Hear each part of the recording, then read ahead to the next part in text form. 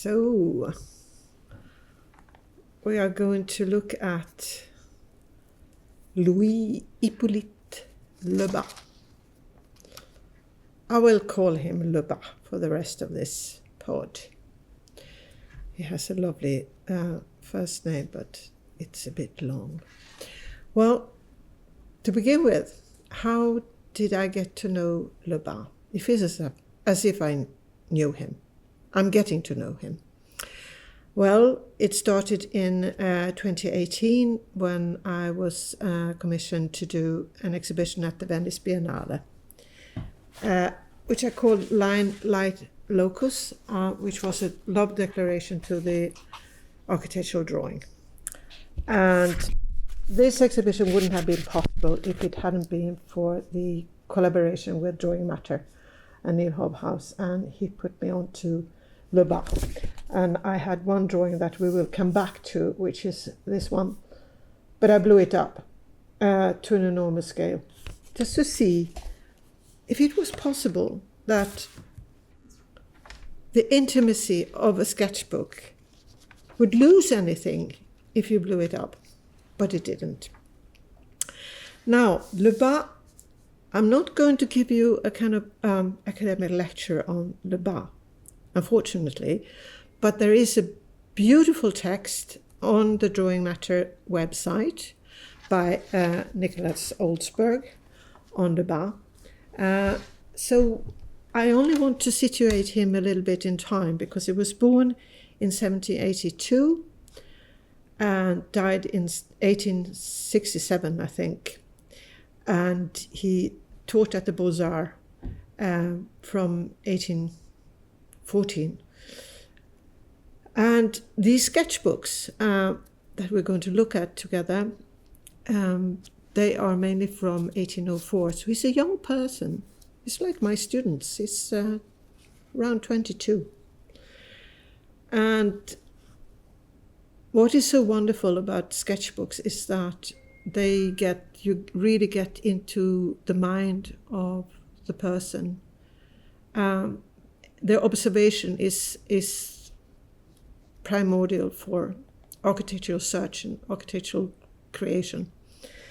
And we all have these sketchbooks, and I have them as well, and I use them for drawing, I also copy. I copy paintings. I draw people when I see them on the train and so on. So we all have them. And what is wonderful about these sketchbooks is of Lebas is that he's really traveling with them. And as you will see, some of his drawings are from actual places, buildings that he's visiting, landscapes, but a lot of them are actually from other drawings. So he's kind of traveling in books as well. We're going to go to a drawing that, okay, we can start with this. I don't know if you see this, but we might zoom in later. It's you have this little page, and then you can put everything that you need to note in order to remember. So he has a little tiny piece of a plan, just a corner. Then he blows it up to look at some details. The same corner comes back as an elevation with some trees, put it in context, a kind of sliver of a plan of the portico. So that's how he works. He's noting because he wants to remember, but he also wants to test proportions. Here, I have some wonderful ones here. And almost never we see an entire plan.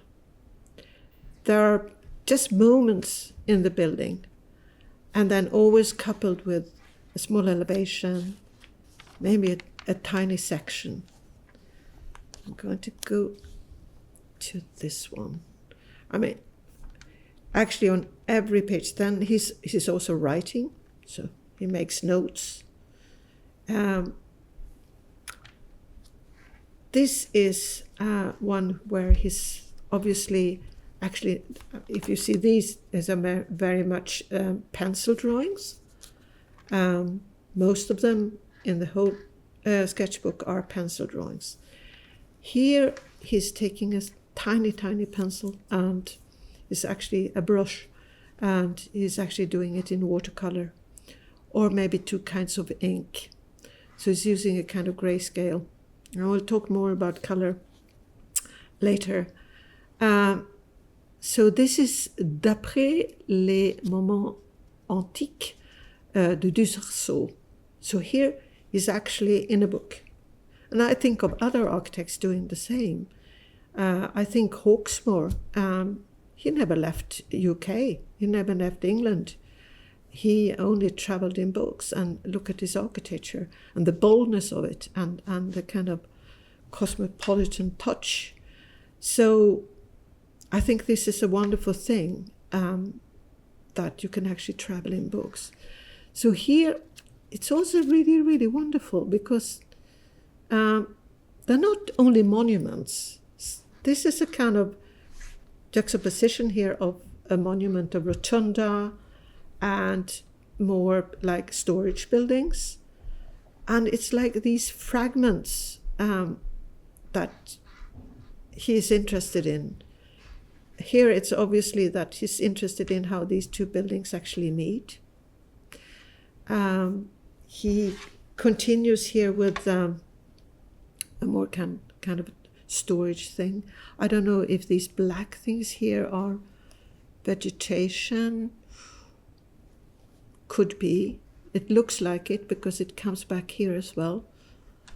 So for being drawings for studying, because they're obviously for studying, they are so extremely delicate and sometimes funny and bold as well, and really beautiful in composition. So in a way, they're kind of pregnant with a kind of propositional mind already, because the way he emphasizes certain things, this little facade, this wall here, that part of the building that is more to the back. So it's already a composition. And this is why surveying and sketching is so important. Here he is, it says, d'après Serlio. And here Serlio has been to Porto di Ostia, the antique port outside of Rome, Ostia Antica. And it's obviously storage buildings around a pool of water. Absolutely beautiful drawing, and really bold in its coloring. Some type of, it's not kind of naval architecture. I think it must be some kind of storage buildings. You enter from the gables and you can go right through around like this. You don't really see the access to the water. But then at the same time, it's just like an incredible little figure. And I think this is the wonderful thing about Lebas, that he's studying. This is a very kind of different drawing altogether. You might think that it's by some other hand, but I don't think so, because sometimes you come across these sketches that are just, he's just drawing exactly what he needs to note in order to remember maybe the structure of a building. Move on to some of the others.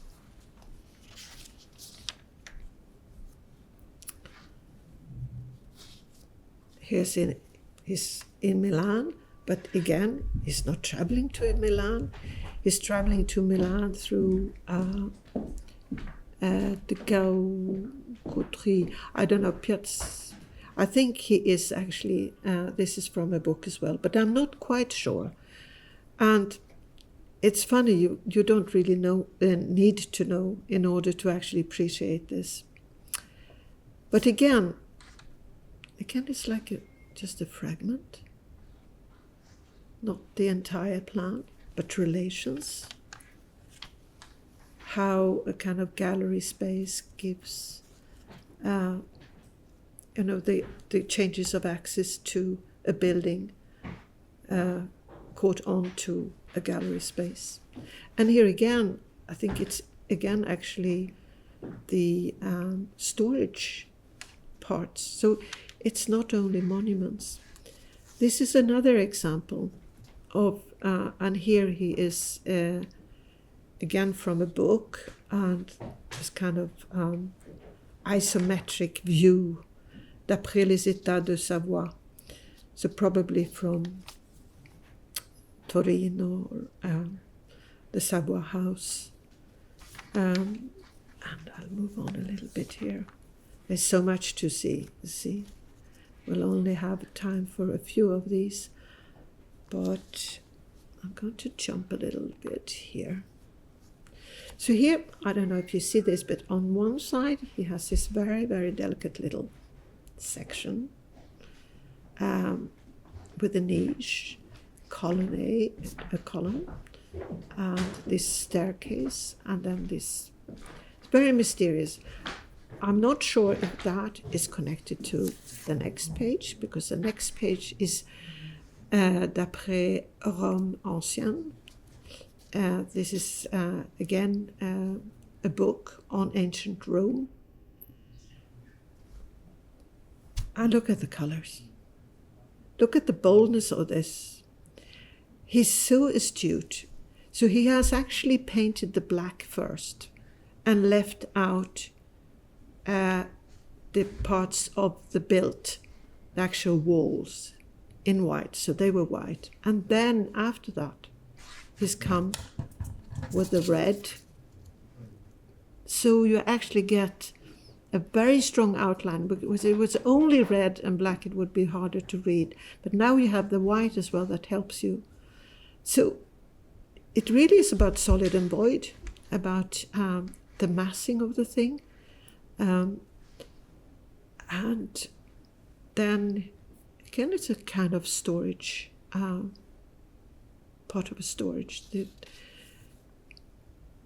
I'm not sure where this is. We could go into Pyrenees and see if we can find it on his map of Rome. It would be fantastic. And this is after the travels to Italy, but I'm going to go to another one. And this is the one that I had in the exhibition. And here he is visiting Inigo Jones. He is visiting the architecture of Inigo Jones. Whether he's doing this through a book or a drawing, I don't know, but it's an incredible thing. And I don't exactly know which project this is by Inigo Jones, but once you start looking at Lebas' sketchbooks, you really want to find out more.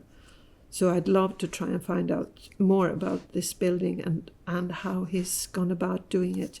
But you can see that he has here on the left side, he has this outline, a part of a huge palace. And then this part is actually blown up here. So it's a massive project.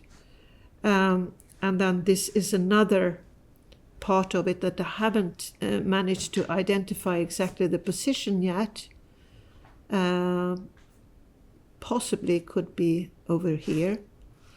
And he's reversing. So here, black and then leaving out the white. He must have had a pencil drawing from the beginning to actually be able to do this. And then here in orange where he puts out, and it's really clever because orange and yellow are are colors that actually bring out big, anything you draw on orange or yellow becomes very sharp. So it creates a very good contrast for the eye. So he's clever here. And this, I think that it's like timeless. I could see this as a drawing of one of my students, or anyone today. It's kind of, it could be made yesterday. And here, wow, he's actually traveling to Egypt. D'après le voyage d'Égypte par Norden, and that's actually, I think, a German writer who it's Friedrich Ludwig Norden, who is in the 18th century, has his book on travels to Egypt.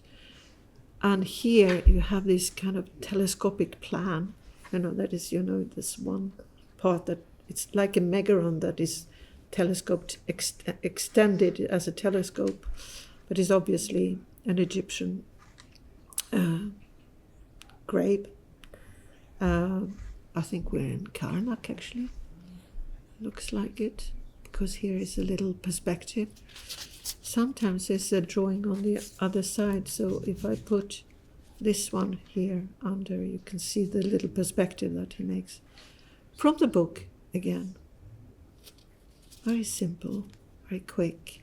And then just tiny fragments here. And again, he's returning to Du Sarceau. D'après les édifices antiques de Du Sarceau, it's another very important author from the 1600s, I believe. And I think this is Roman architecture, obviously. And again, you have this kind of parallel perspective. And the facade, just fragments, really.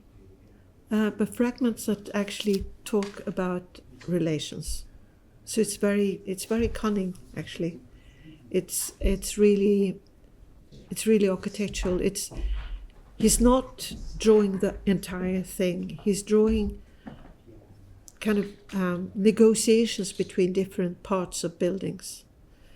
And I get increasingly interested in Lebas and would like to maybe look at how he's using this.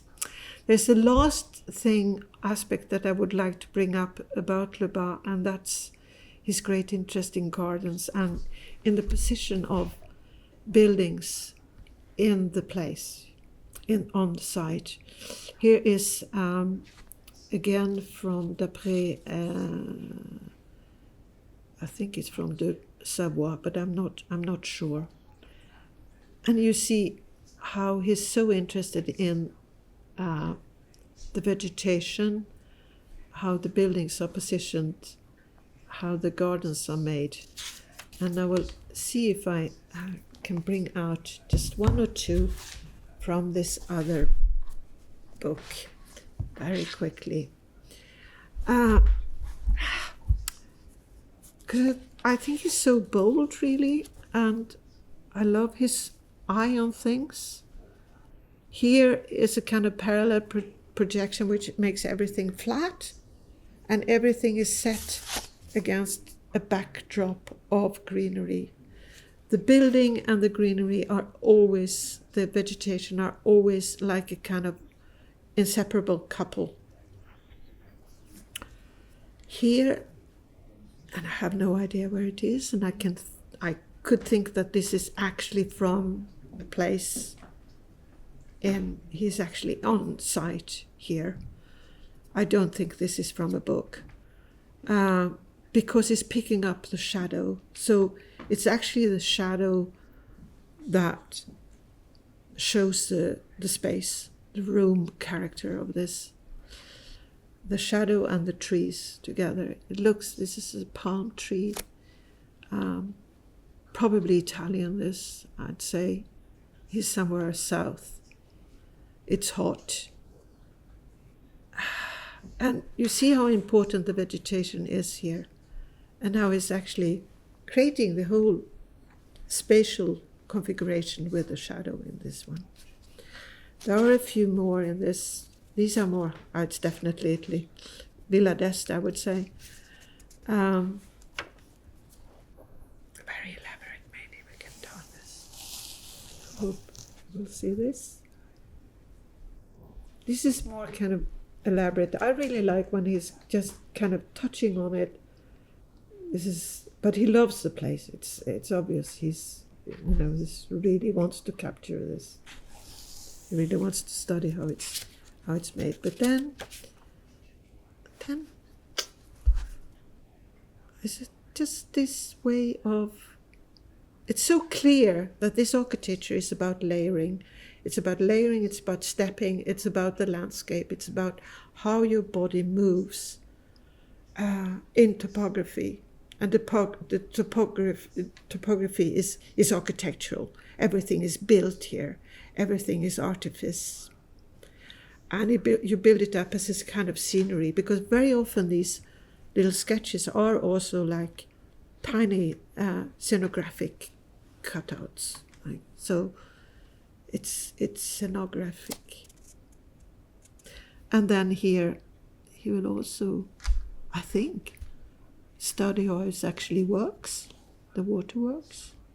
So there are loads, and here on this one, I think he's studying actually the tiling, some floors. So it's high and low. This is the wonderful thing about sketchbooks, because they are not edited. It's the best way into the mind of an architect.